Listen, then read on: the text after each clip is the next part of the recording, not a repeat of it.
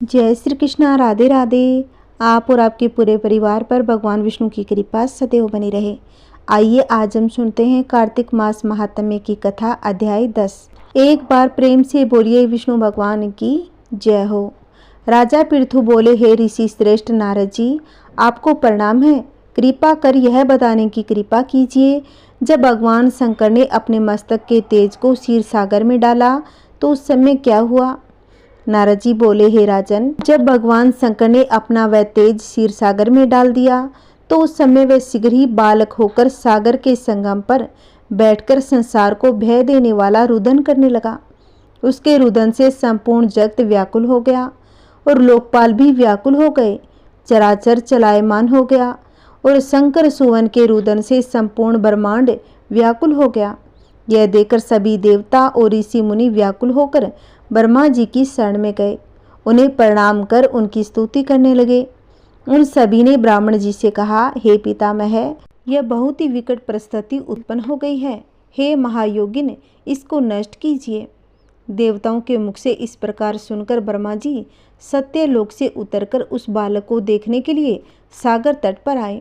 सागर ने ब्रह्मा जी को आता देखकर उन्हें प्रणाम किया और बालक को उठाकर उनकी गोद में ले लिया। आश्चर्यचकित होते हुए ब्रह्मा जी ने पूछा, हे सागर, यह बालक किसका है? शीघ्रता पूर्वक कहो। सागर विनम्रता पूर्वक बोला, हे प्रभु, यह तो मुझे ज्ञात नहीं है, परंतु मैं इतना अवश्य ही जानता हूँ, यह गंगा सागर के संगम पर प्रकट हुआ है। इसीलिए हे जगत गुरु, आप इस बालक का जात कर्म आदि संस्कार करके इसका जातक फल बतलाइए। नारद जी राजा पृथु से बोले। सागर ब्रह्मा जी के गले में हाथ डालकर बार बार उनका आकर्षण कर रहा था। फिर तो उसने ब्रह्मा जी का गला इतनी जोर से पकड़ा कि उससे पीड़ित होकर ब्रह्मा जी की आंखों से अश्रु टपकने लगे। ब्रह्मा जी ने अपने दोनों हाथों का जोर लगाकर किसी प्रकार सागर से अपना गला छुड़वाया और सागर से कहा कि हे सागर, सुनो, मैं तुम्हारे इस पुत्र का जातक फल कहता हूँ। मेरे नेत्रों से जो यह जल निकला है, इस कारण इसका नाम जलंधर होगा। उत्पन्न होते ही यह तरुण अवस्था को प्राप्त हो गया है, इसीलिए यह सब शास्त्रों का पारगामी, महापराक्रमी, महावीर, बलशाली, महायोद्धा और रण में विजय प्राप्त करने वाला होगा। यह बालक सभी दैत्यों का अधिपति होगा। यह किसी से भी पराजित न होने वाला तथा भगवान विष्णु को भी जीतने वाला होगा।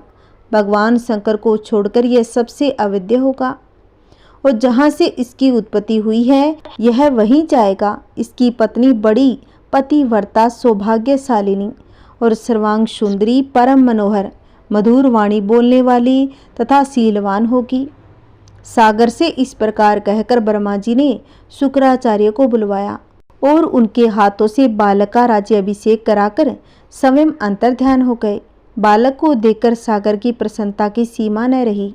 वह हर्षित मन से घर आ गया। फिर सागर में उस बालक का लालन पालन कर उसे पुष्ट किया। फिर काल नेमी नामक असुर को बुलाकर वृंदा नामक कन्या से विधि पूर्वक उसका विवाह करा दिया। उस विवाह में बहुत बड़ा उत्सव हुआ। श्री शुक्राचार्य के प्रभाव से पत्नी सहित जलंधर दैत्यों का राजा हो गया। बोलिए श्री हरि विष्णु भगवान की जय हो। कार्तिक मास महात्म्य का 10वां अध्याय समाप्त हुआ। आगे की कथा हम कल की वीडियो में सुनेंगे। आइए अब सुनते हैं लक्ष्मी माता की कहानी। बोलिए लक्ष्मी माता की जय हो। आइए भक्तों, लक्ष्मी जी का ध्यान करते हुए सुनते हैं लक्ष्मी माता की एक बहुत ही सुंदर कथा। एक समय की बात है, किसी गांव में एक बूढ़ा ब्राह्मण रहता था। वह रोज पीपल को जल से सींचता था। लक्ष्मी जी की पूजा पाठ करके अन्न जल ग्रहण करता। पीपल में से रोज एक लड़की निकलती और कहती कि पिताजी, मैं आपके साथ चलूंगी। यह सुनते सुनते बूढ़ा दिन ब दिन कमजोर होने लगा। एक दिन ब्राह्मणी ने पूछा कि क्या बात है, आपको अच्छा खिलाती हूँ, अच्छा पिलाती हूँ, फिर भी आप इतने कमजोर कैसे हो गए। तब वह ब्राह्मण कहने लगा कि पीपल में से एक लड़की निकलती है और वो कहती है वह भी मेरे साथ आएगी। अब ब्राह्मणी कहने लगी, इसमें सोचने की कौन सी बात है, अगर वो आना चाहती है तो आ जाएगी, कल उसे जरूर लेके आना। हमारे घर में पहले से ही 6 लड़कियां हैं, 7वीं और सही। अगले दिन बूढ़ा ब्राह्मण उस लड़की को घर ले आया। घर लाने के बाद बूढ़ा ब्राह्मण आटा मांगने गया तो उसे पहले दिनों की अपेक्षा आज ज़्यादा आटा मिला था। जब बुढ़िया वह आटा छाने लगी तो लड़की ने कहा कि माँ लाओ मैं छान देती हूँ। जब वह आटा छाने बैठी तो परात भर गई। उसके बाद माँ खाना बनाने लगी तो लड़की बोली आज रसोई मैं बनाऊंगी। तो बुढ़िया बोली ना तेरे हाथ जल जाएंगे। लेकिन लड़की नहीं मानी। वह रसोई में खाना बनाने गई तो उसने तरह तरह के 36 व्यंजन बना डाले। आज सभी ने भरपेट खाया और इससे पहले वह आधा पेट भूखा ही रहते थे। रात हुई तो बुढ़िया का भाई आया और कहने लगा कि दीदी मैं तो खाना खाऊंगा, मुझे तो बहुत ही जोरों से भूख लगी है। बुढ़िया परेशान हो गई कि अब खाना कहाँ से लाएगी। लड़की ने पूछा कि क्या बात है माँ।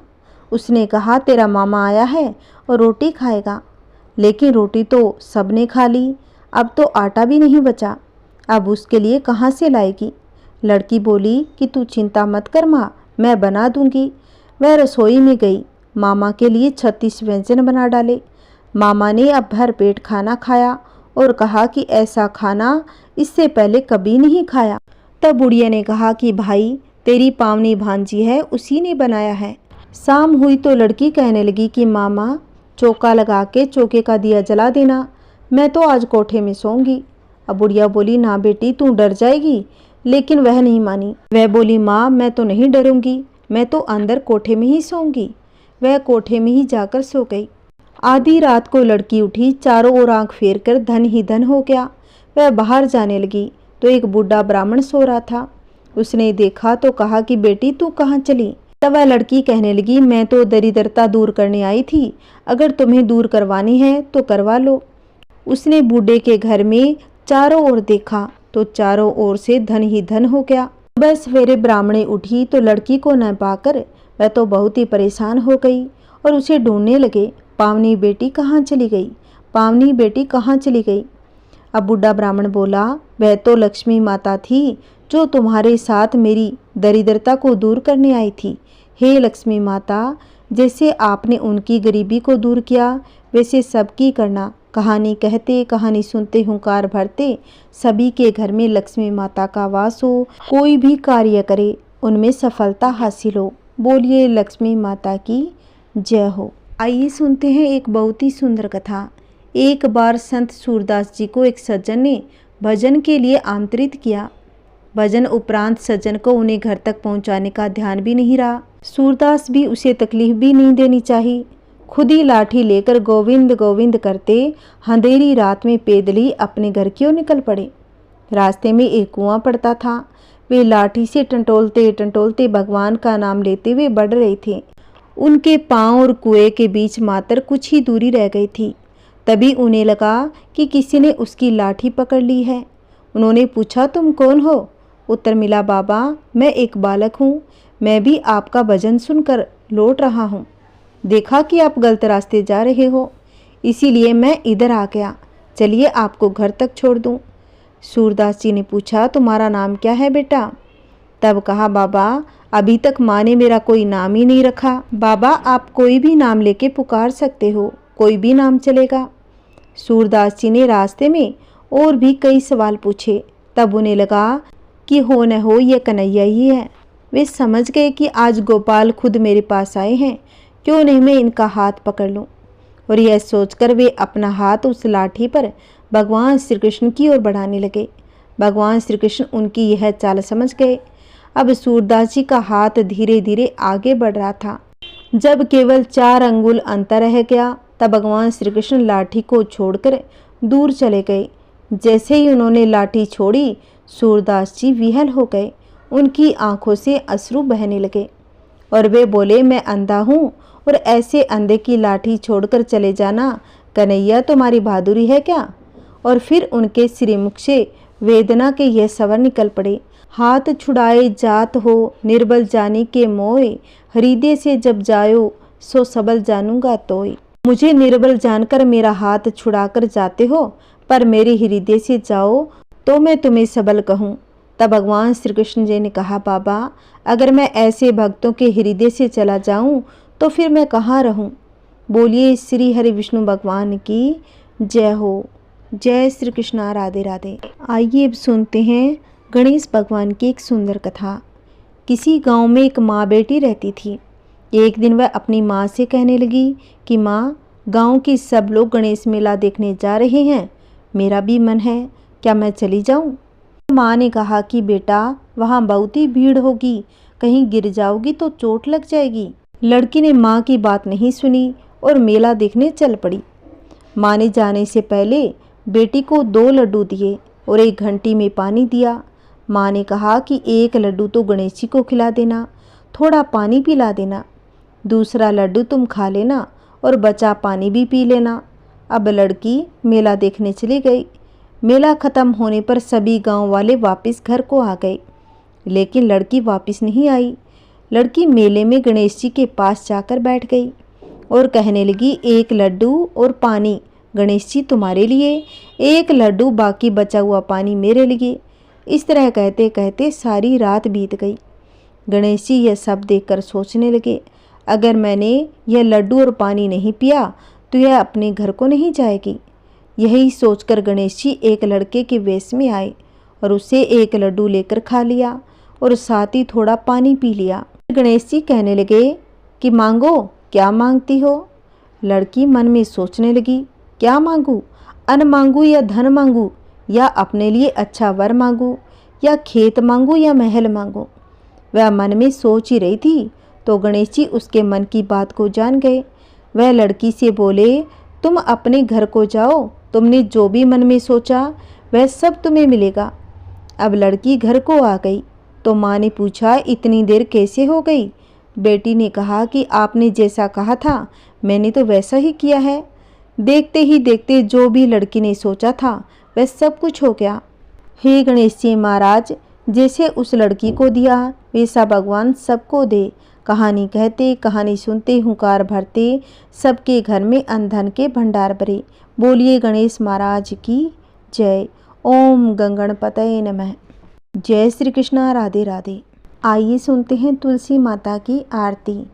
तुलसी महारानी नमो नमो, हरि की पटरानी नमो नमो, हरि की पटरानी नमो नमो। धन तुलसी पूरण तप कीनो, शालिग्राम बनी पटरानी नमो नमो। जाके पत्तर मंजरी कोमल, श्रीपति कमल चरण लपटानी नमो नमो, हरि की पटरानी नमो नमो। तुलसी महारानी नमो नमो, हरि की पटरानी नमो नमो। कौन से महीने बोई रानी तुलसा, कौन से महीने हुई हरियाली नमो नमो, हरि की पटरानी नमो नमो। कौन से महीने हुई तेरी पूजा, कौन से महीने हुई पटरानी नमो नमो। आषाढ़ मास बोई रानी तुलसा, सावन मास हुई हरियाली नमो नमो, हरि की पटरानी नमो नमो। कार्तिक मास में हुई तेरी पूजा, मंगशिर मास हुई पटरानी नमो नमो, हरि की पटरानी नमो नमो। धूप दीप नैवेद्य आरती, पुष्पन की वर्षा बरसानी नमो नमो, हरि की पटरानी नमो नमो। 56 भोग 36 व्यंजन, बिन तुलसा हरि एक न मानी नमो नमो, हरि की पटरानी नमो नमो।